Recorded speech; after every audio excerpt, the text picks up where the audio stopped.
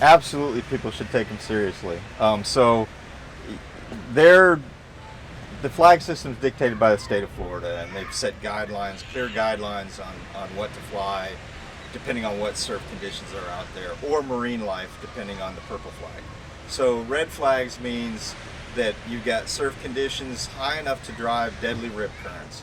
So anytime we've got rips that are pulling in the Gulf of Mexico, which has happened frequently this year, we're going to fly red flags. Next is yellow. So if those rips, if the surf drops, dissipates, and we're finding that the rips aren't pulling as much, then we'll drop to a yellow, which is a moderate hazard. Understand that the Gulf of Mexico always has currents.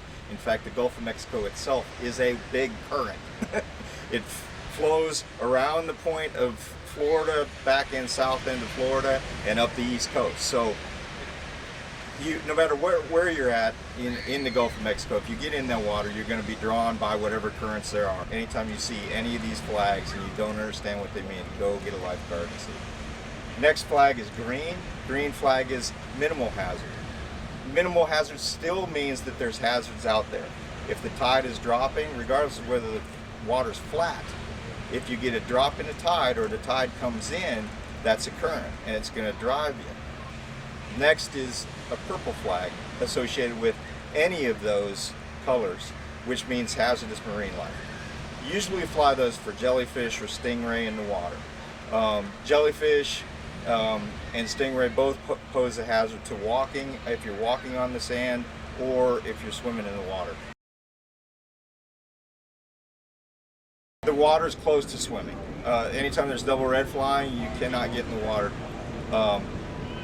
We do have an exception for that in Okaloosa County, and that's surfers. Surfers attached to a leash are allowed in the water. If people get in the water, what would happen to them? If do they get fines? Do you guys tell them to get out? How does that work? So they'd get a contact by a lifeguard first, then with a lifeguard and a sheriff's officer. And at that point, the sheriff's officer, if the person is not going to be compliant, will issue a citation.